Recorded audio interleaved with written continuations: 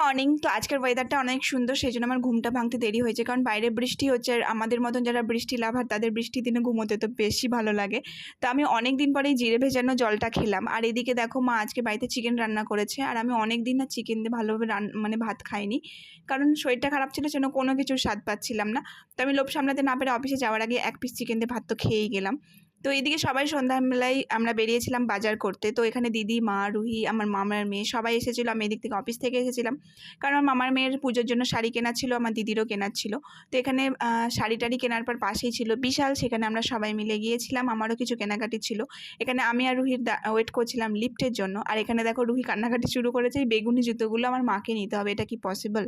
তো সবাই মিলে বেরিয়েছি। আইসক্রিম খাবো না, এটা হতেই পারে না। তো আইসক্রিম খেতে খেতে আমি এটাই ভাবছিলাম যে এই লাস্ট আইসক্রিম খাওয়ার পর আমার জ্বর এসেছিলো। তো আবার সেই খাচ্ছি, জানি না কি হবে। তো চলো, এটা দিদি মাকে গিফট করলো এই শাড়িটা পুজোর জন্য। তো কেমন হয়েছে অবশ্যই জানিও। আমার